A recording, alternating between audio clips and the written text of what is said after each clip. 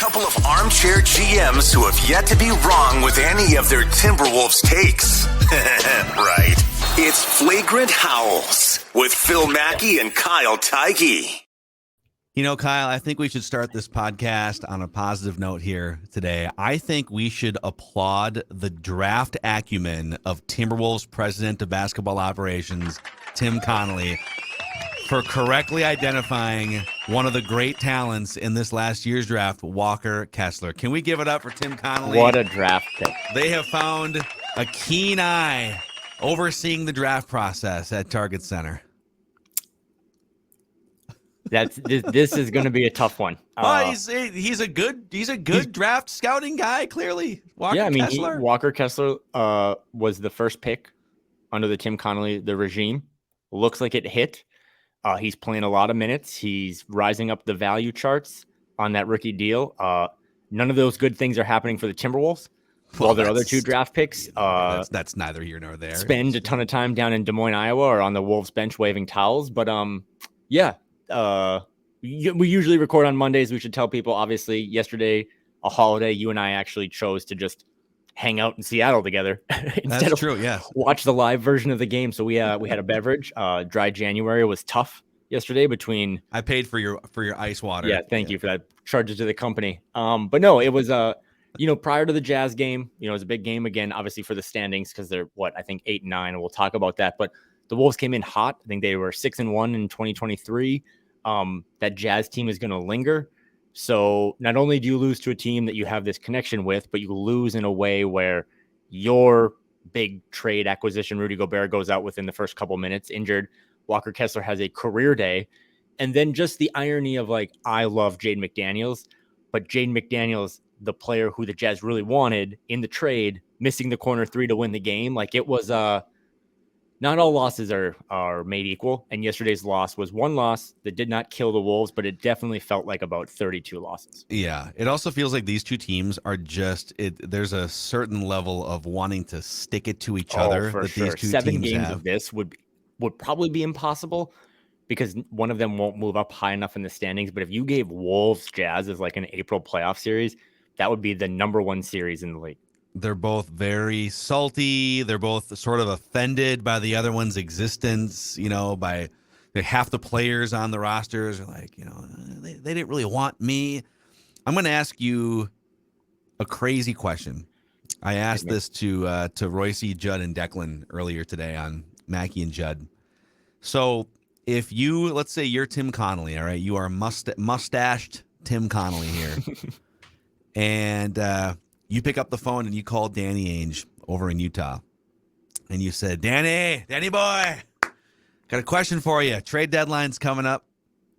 How about I offer you Rudy Gobert straight up for Walker Kessler? I get that the salaries don't match, but who would say no to a Walker Kessler for Rudy Gobert? Forget about all the other pieces that were involved in that trade. Straight up Gobert for Kessler. Who says no? The Jazz, and that's why this is an issue. But it's God. also an issue that we identified at the time. Again, July 3rd, I tweeted, "I'm moving to Mexico if this happens." It happened. My wife chose to stay in the States, so I had to come back. But you knew at the time you overpaid, and I also should say that I have some tweets up. I think that's whatever you do in June, don't draft Walker Kessler. So everyone that's sore about this, yesterday was the worst version of it. None of us really wanted him anyway. I mean, that we were is that just another kind of Myers Leonard, kind of stiff 7'3" white guy or whatever? He has looked awesome. He does everything that Rudy does. And to your question about trading him straight up again, I don't know, man. It makes you wonder. We do all these lists, Phil. We talk about these rankings. We talk about Bill Simmons' trade value chart. A lot of that stuff ties into contracts. Our friend Dane Moore did a really good podcast open today about the D'Lo salary slot and talks about what happens if you trade him before February 9th or what happens if you lose that slot. And it's because they don't have a lot of financial flexibility for ever. They're not only paying Rudy and Karl, they're going to pay Ant. They're going to pay Jaden. And just, I don't know how else to say it. Imagine if you just had Ant and Jaden that second window plus Walker Kessler making like 1.5 for the next 3 or 4 years, right? Like, Yeah. as you said, forget about the picks, forget about the other stuff. It's not, the Wolves can still figure it out. This is the worst analogy in the world. I've said it to you once before, but when Jason Pierre-Paul, a football player, blew off one of his fingers, he just has 9 fingers now, right? But he still went on, I think, to win a Super Bowl with the Buccaneers. Like, he revitalized his career, he made some money, and he won a Super Bowl.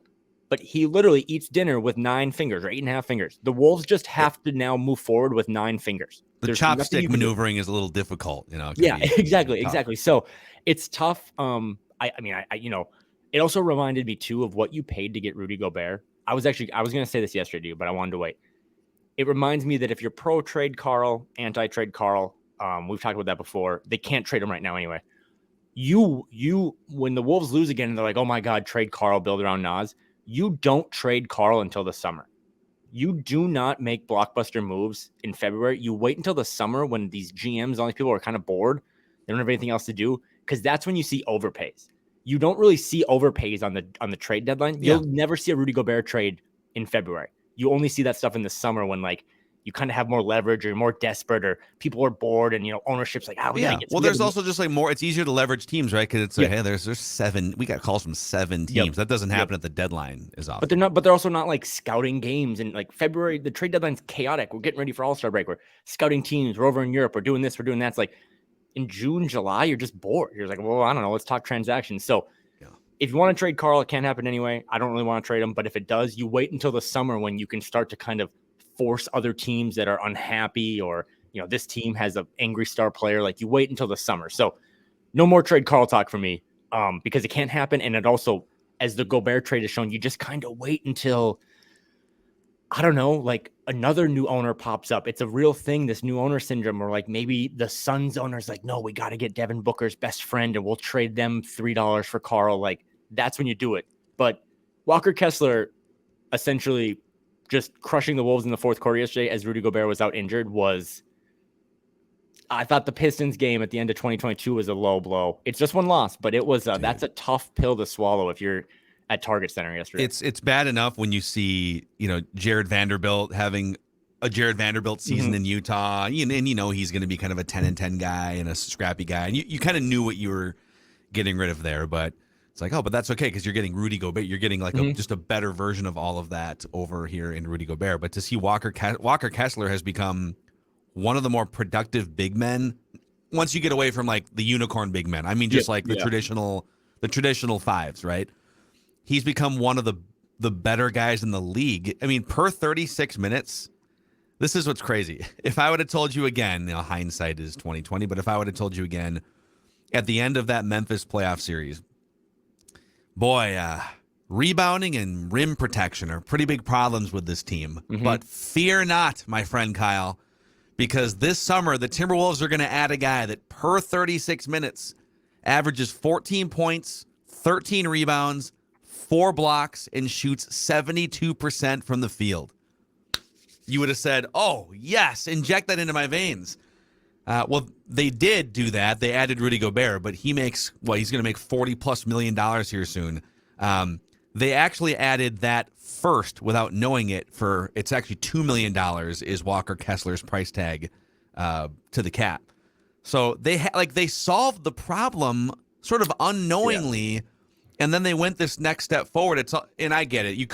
Who could have projected that 40 games into his NBA career he was going to be doing this? But the other thing about Walker Kessler is, how many games have you watched this season, or even in like Rudy Gobert's career with Utah, playoff games where the opposing team is running a small ball lineup? There's a lot of games that just kind of turn out to not be Rudy Gobert games, but you feel obligated to play him for 30+ minutes because of the money that he makes. He's on a max contract, and you kind of shoehorn it in. That's the beauty of Walker Kessler. You can just there's games where you're like, oh, hey, we love you, but you're a rookie. This is not going to be a Walker Kessler night. You're going to play 13 minutes tonight, and no one's offended because he's a rookie making $2 million. So you can tap into all the upside of having that type of a player, but then you can sit him with nobody being offended, no egos being squashed in games that maybe are a little bit more up-tempo, need to space it out, 5 small guys on the floor.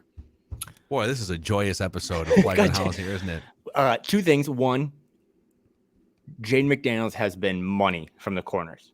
So when Ant kicks it out to him yesterday at the buzzer, that is a shot that I would just hope that they continue like that. I'm down with Jaden McDaniels shooting from the corner. He's been great. He hits that. They're 7-1 this year.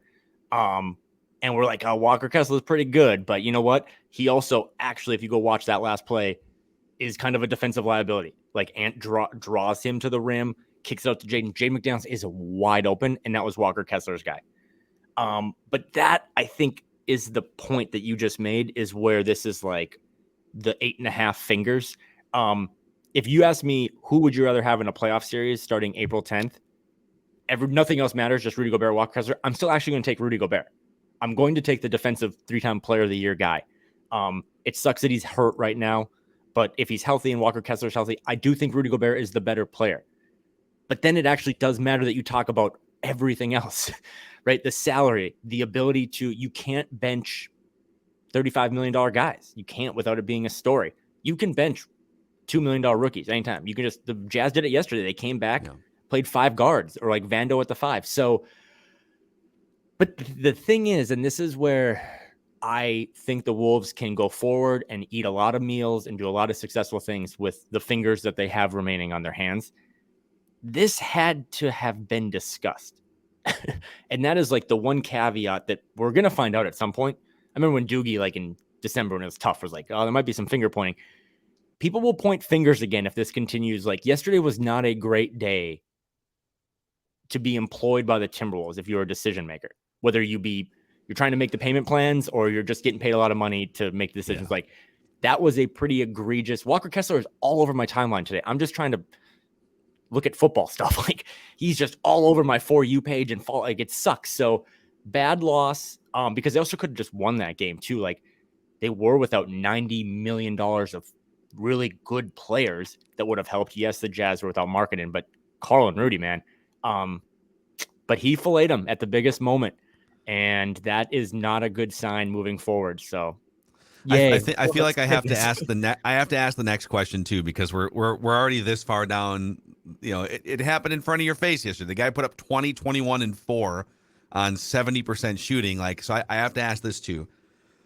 I think the initial thought after the Memphis series was that it probably made sense to sort of run it back. If you could swap maybe D'Lo out for a different type of point guard, I would have been open to that last summer. But there was a lot of value in just kind of running it back in 2022-23.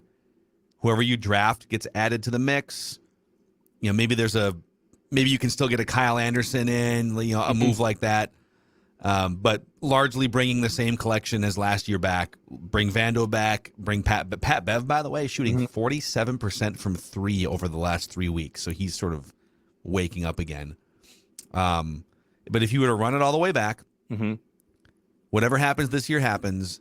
And then next summer or this upcoming summer, D'Lo's contract comes off the books. You don't have the Gobert contract. And you have essentially a max slot opening up along with the Anthony Edwards and Jay McDaniels contract extensions. It literally makes my stomach turn even asking this. But how would you feel about this season if they had kept the core group together, added Walker Kessler, and had a max contract slot available in free agency in 6 months from now? One of my random takes last year at the draft was that I thought you have the 2 timelines, pre-Gobert, Karl and D'Lo, and then Ant and Jaden. And my biggest thing was like, hey, has anyone thought about that the Wolves don't have like a third young piece to kind of attach to that second timeline? Like, yeah, Jalen, Noel, Nasri, but those guys aren't signed long-term. Yeah. Imagine if is there a better player? And I like Rudy. That's like the weird part about this. Like, I like Rudy. I'm still kind of pro Rudy, the player. But no longer is it just about the player. It's like Walker Kessler would have been a fantastic third banana, just a shot blocking, rebounding Steven Adams type to put next to your Ja Morant, right? To put next to your Desmond Bane or whatever. So I don't know. Again, I'm trying really hard here to spin this. The Boston Celtics had a tremendous scandal in the summer and lost their coach, who was like a top 7 coach in the league, and they figured it out. The Golden State Warriors just lost Kevin Durant, and they figured it out. Those are bigger and better franchises than whatever we're covering. But this isn't all doom and gloom. There's ways to figure this out. But man, you came in here and within 6 weeks, like put yourself behind the 8 ball to a situation now. Like we've always said, they're not going to fire Tim Connolly. Like everyone relax. He's going to be given another opportunity to make another seismic move to kind of clean all this up. That is coming at some point. But yeah, man, he just, if it would have been like some random guard out of Villanova that they traded to Utah, it would have been one thing, but you basically kind of drafted what you needed and then just went for the guy who makes more money and has more trophies in his trophy case. And it's like, that's, you paid for past performance. And it's like, now you're here. And now you're sort of left. I still think in terms of what's possible this season, and we'll get to your Western Conference playoff picture update later in the episode here, but they're still hanging around. Like they're right on that bubble, but they're between the 6th and the 9th seed pretty much on a daily basis. There's a bunch of teams jumbled together. There's a couple teams above them, like the Kings, that might come down to earth a little bit.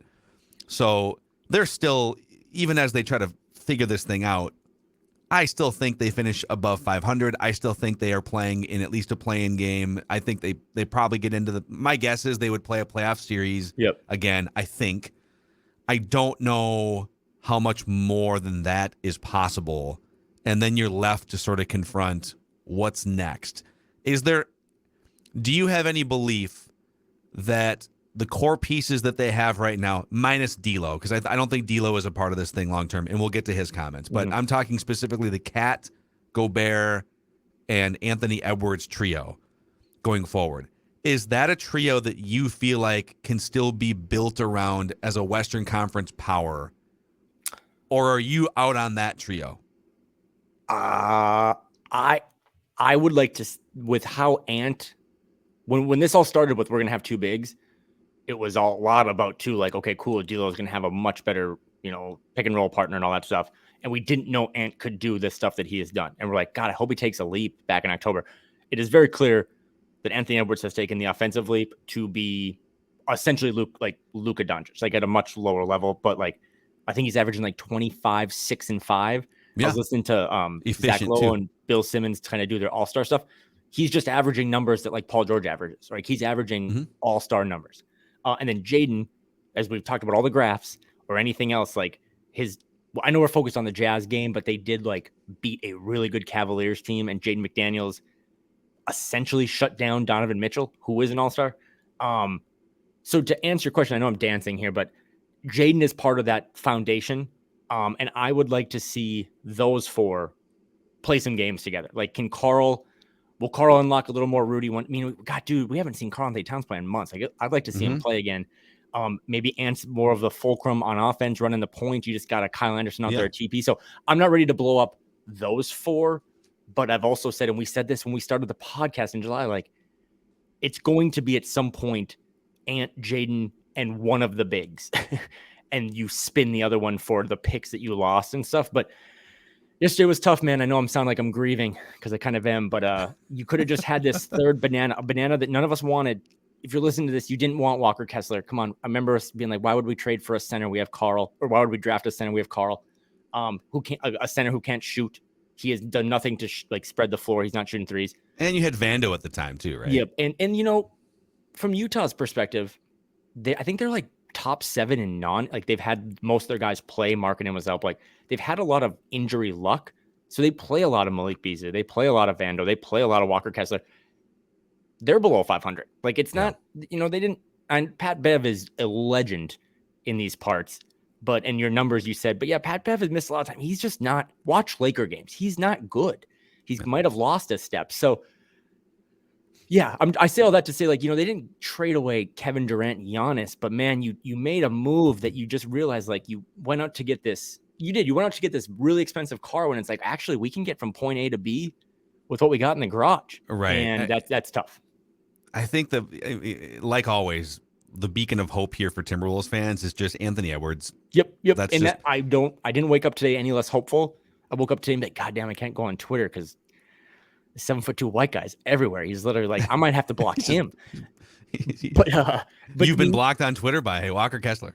Yeah, no, there's only one big center blocking people on Twitter, and it's not Walker. But yeah, as long as Ant's here and Jaden again, who was, I thought, pretty good yesterday, although again, foul trouble is the reason he missed most of the fourth quarter. He would have significantly helped as they tried to close that thing out. But Anthony Edwards, to me, is the story of the season.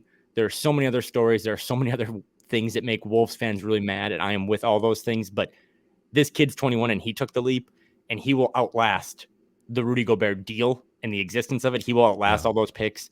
And as long as he continues to take leaps, did you make the Rudy Gobert trade for Karl or for Ant? I don't know. That's a Tim Connolly question or a Mark Lowry question, but you do have Ant, and he is he is the centerpiece now of all this stuff moving forward. And when Tim makes his next deal, like maybe a D'Angelo Russell deal, everything has to be, how does it benefit number one? Another beacon of hope, I guess, if you will. Do you know who's leading the Timberwolves in points per 36 minutes this season among players who've played at least 10 games? Naz Reid? No, he's fifth. He's pretty high. 21 points, 10 rebounds per 36. Pretty good. No, I don't. Luka Garza.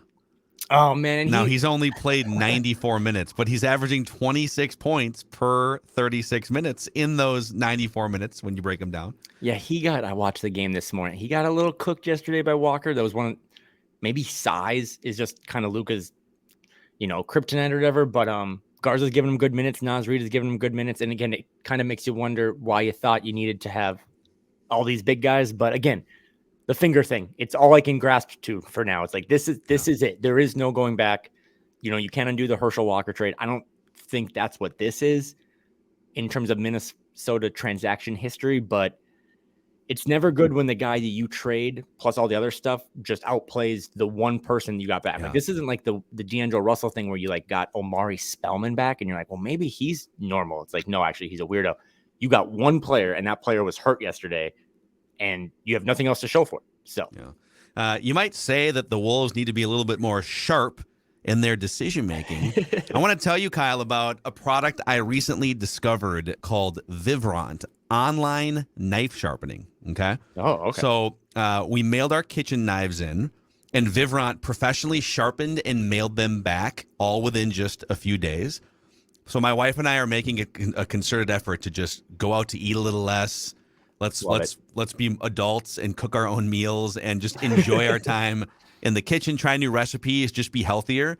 And having some freshly sharpened kitchen knives has really helped us enhance this experience. And so if you've never had your knives sharpened, and most people haven't, it's funny because most people have knives, but most people don't get them sharpened. You just kind of go about, they just get dull over the course of months and years.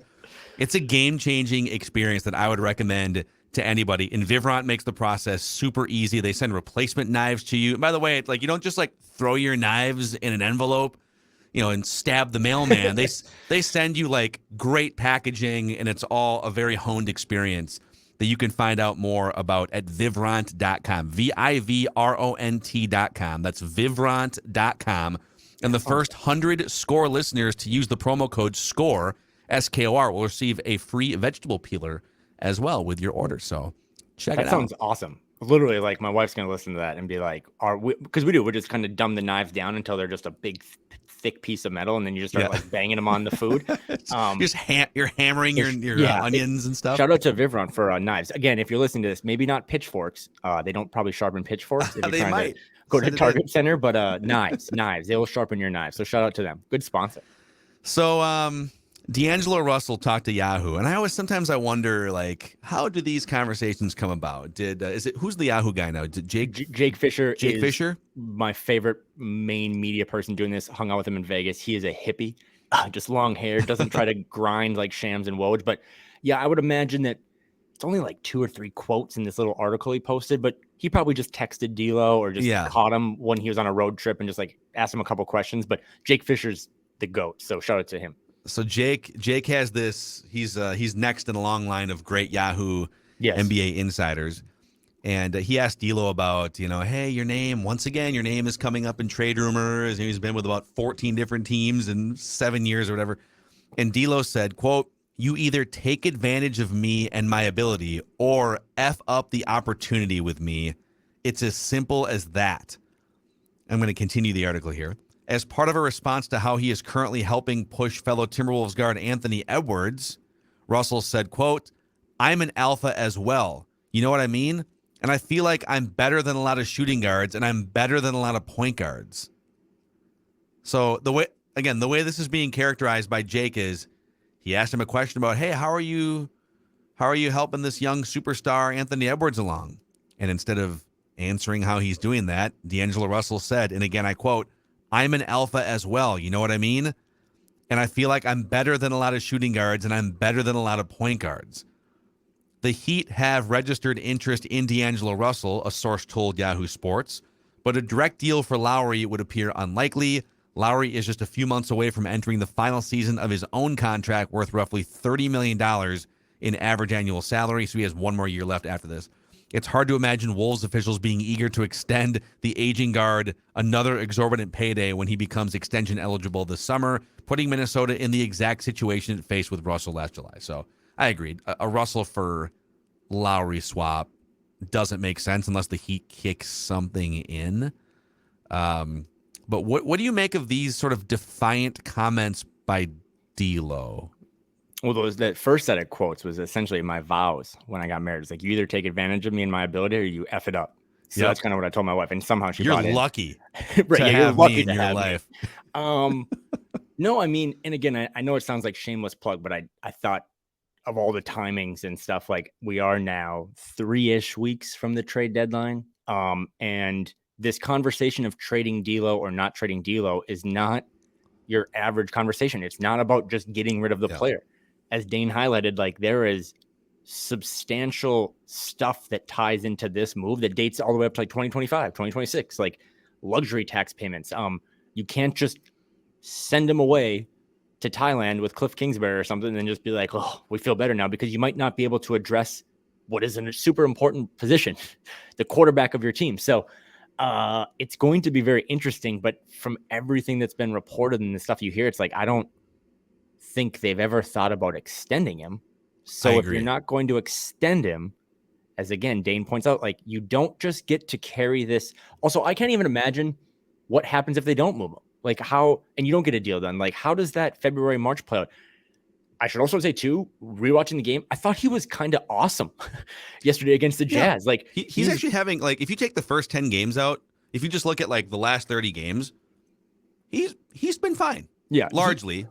I just say that to simply say that like these problems are like like D'Angelo Russell didn't trade Walker Kessler. D'Angelo Russell didn't take the last shot yesterday for having ice in his veins. Like these Wolves problems aren't tied to D'Lo, but if you're a D'Lo fan, it's because, as we've said for months, this is the one guy who doesn't have roots here past June 30th. Like this is the one guy that, I don't know, man, like if Karl was an impending free agent, we'd be having these conversations.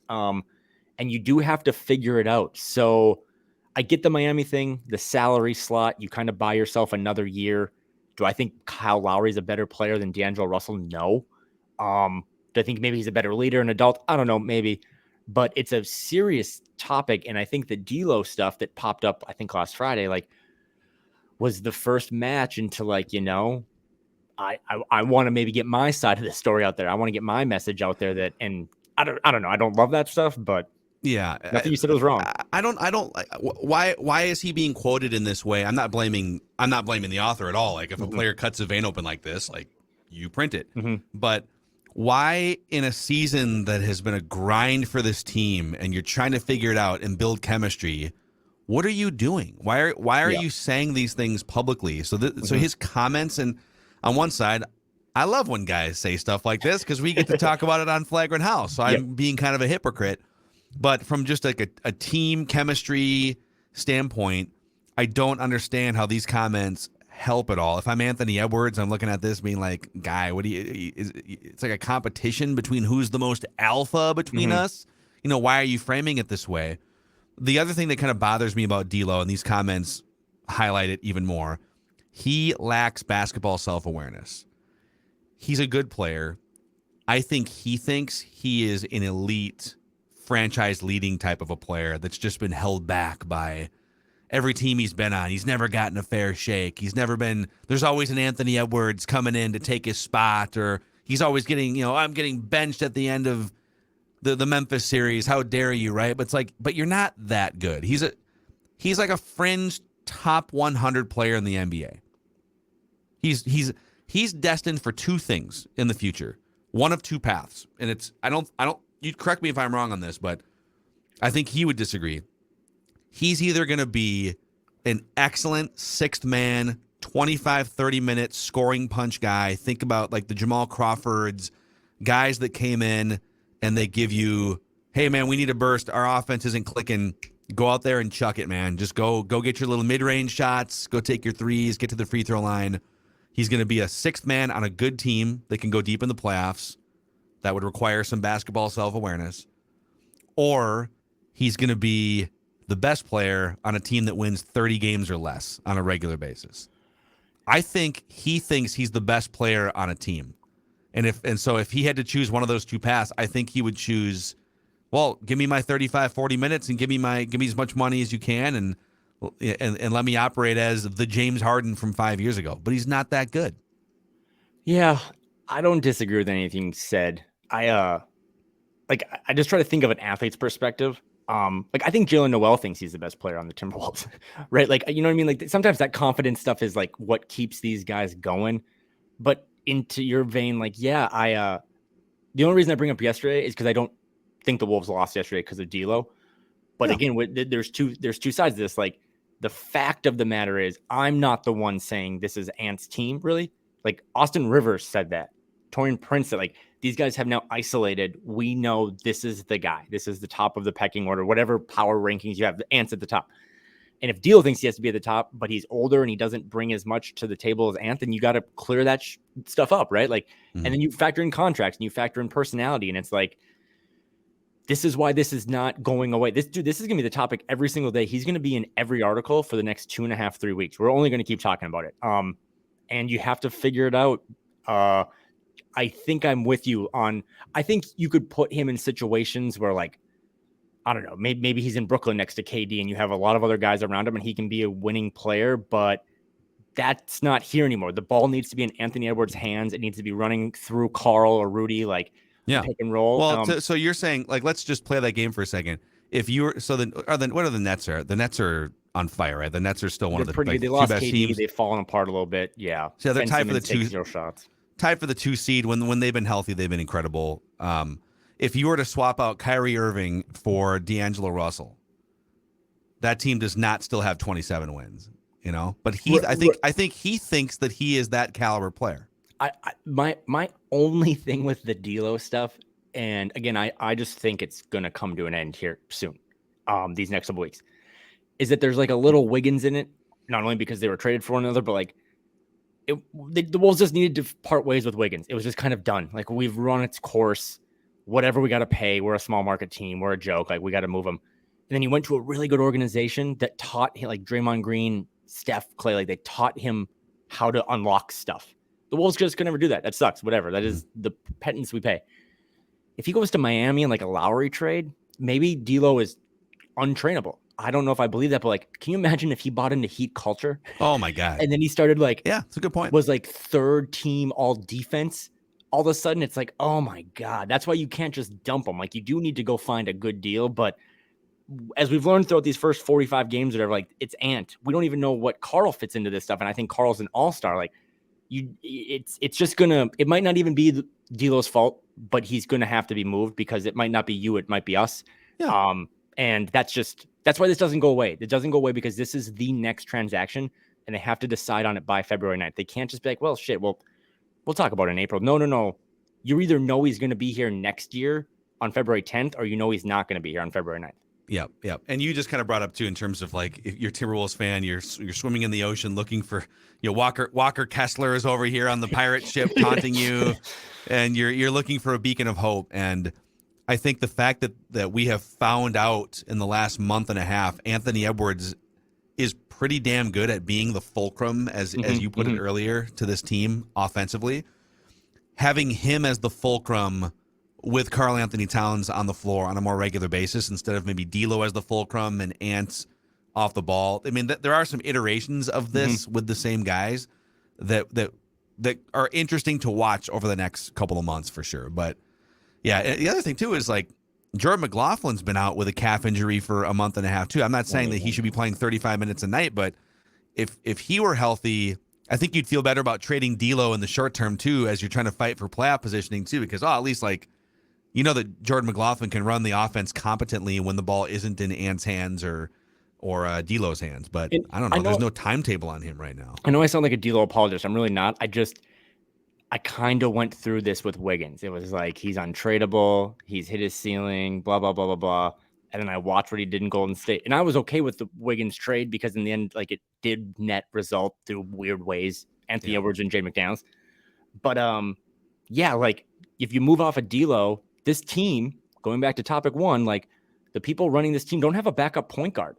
Like, yes, it has empowered Anthony Edwards. That's great. But we are now like entering month 3 of Jordan McLaughlin, like not being alive. Like that's weird. Like if Walker Kessler pick was so great and scouted so well, and that was a great draft pick, is Wendell Moore also a good draft pick? Like, can he run a little backup point? It's weird that an NBA team has just decided to not have a backup point guard, even if Ant is the experiment. So just another log on the fire. But if they had Jordan McLaughlin and he was running stuff, and they're like, well, we'll just, I don't know, Ant, Kyle, Jordan McLaughlin, we'll figure out 48 minutes of a point guard.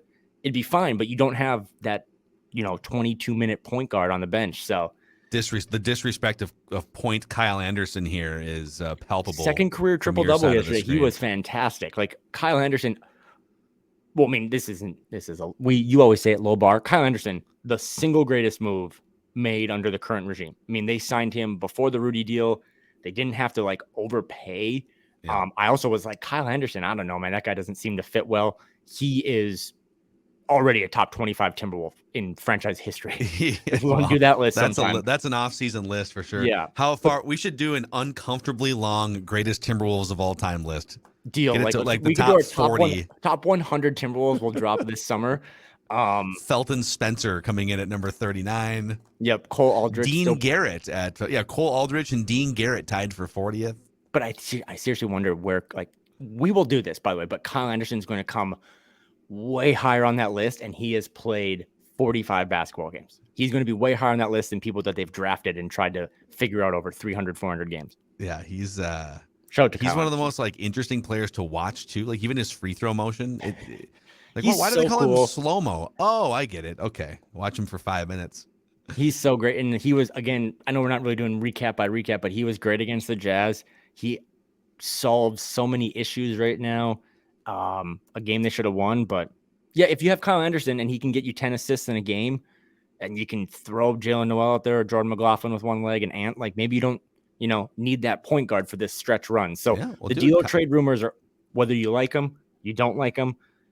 One thing I've learned doing this is that when there's smoke, there is fire. Even if he's your favorite player or you don't like him, like this stuff doesn't just come up for no reason. This is because this is all that's being talked about behind the scenes. I would be curious is there something you could attach of value to D'Lo to get like a first round pick back? Because you'd be talking about it's a valuable expiring contract. So I'm not saying that someone's going to give a first round pick for the expiring contract. I mean, it has happened before that teams really want that cap space.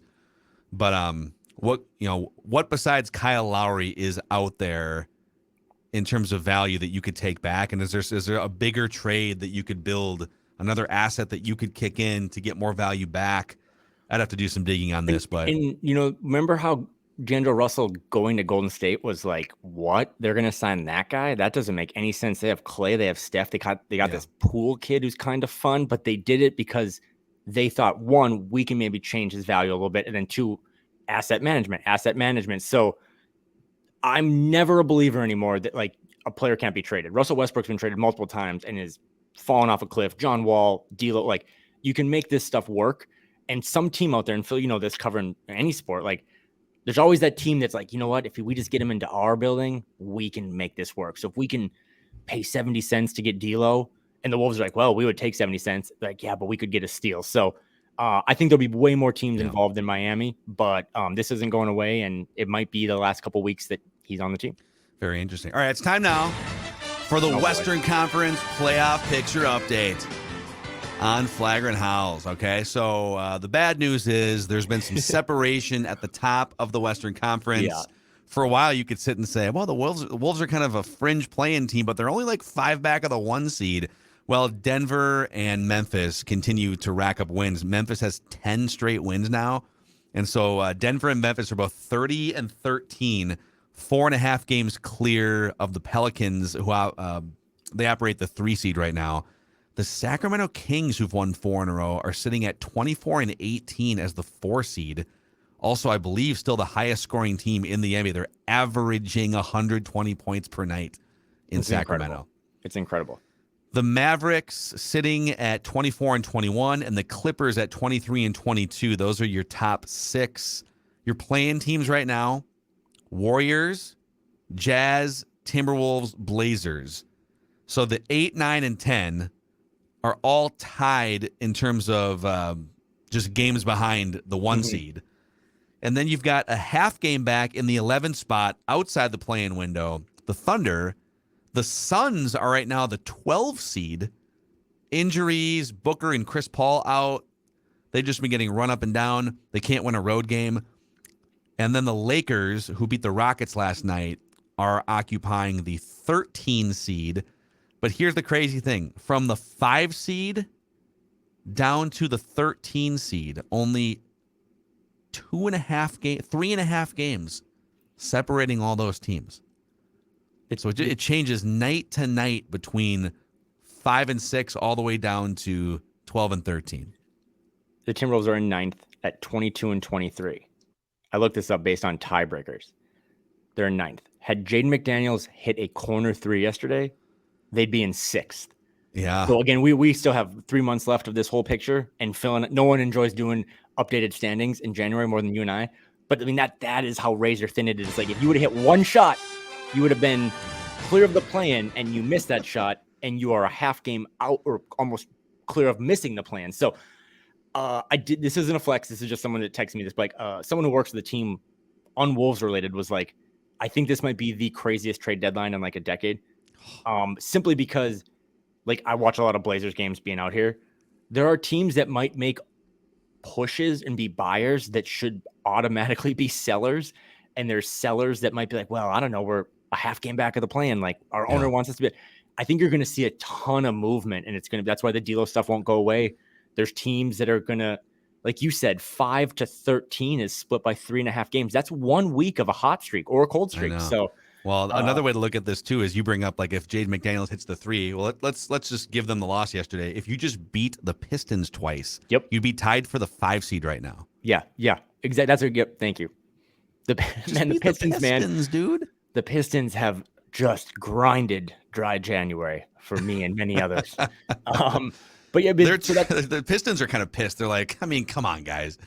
Our bench is out here running out your starters. We're just trying to tank and get the best possible ping pong odds, but you guys are making it hard for us. And a little look ahead. I mean, the Wolves are on national TV tomorrow night against the Nuggets. The Nuggets actually played at night, so a weird situation for them. But then, they have the Raptors, who I think are bottom 5 in the East right now. Then 2 games against Houston, who, with all due respect, I've dubbed like the worst basketball team I've watched in a decade from like a leadership standpoint, how they like play basketball. And then you get a couple Sacramento games, a couple more. I mean, it's a nice little schedule coming up. But you got to get healthy a little bit. I mean, we do sugarcoat a little bit that they were missing like a majority of their payroll yesterday afternoon. But you also can't be the deepest team in the league and not have that be an excuse. Like, you got to go out there and win some of these games. And when you lose to Detroit, but then you beat Cleveland, that's, a net neutral. That's a really good job. So you lose to the Jazz when you should win. Maybe you got to beat the Nuggets again in Denver. So it's not going to get any less exciting over these next 3 months. That's for sure. And that is your Western Conference playoff picture update on Flagrant Howls. All right, Kyle. I think that's where we're going to wind this podcast down here. If you are a fan of the show, and if you've made it this far, you've either just woken up from a nap and we are still talking to you, or you like us, you really like us, please click the subscribe button and the like button on the Score North YouTube channel, and or if you could give us a 5-star rating and a positive review on Apple/Spotify. All of those things help spread the word about this now top 100 national basketball podcast according to Apple's charts. That's right. Climbing the charts. I don't even know if there are 100 basketball podcasts out there, but We're one of them. My dad texted me. Skip Bayless used to do this a lot about some stupid podcast he was on, but he goes, "The Flagrant Howls is the fastest growing Timberwolves podcast at Score North." I was like, that's actually pretty accurate. We might be the only one, but that's accurate too. So no, a lot of cool games coming up. I always appreciate the support.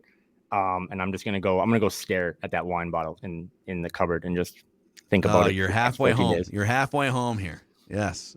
And then you get 2. I think you're going to get Championship Sunday. No, you're going to miss that one. But the Super Bowl is you'll be able to drink during the Super Bowl. Strategic. Yeah, and the trade deadline, which might be the biggest one. All right, he's Kyle. I'm Phil. This is your Timberwolves Lifestyle Podcast, Flagrant Howls. See you guys.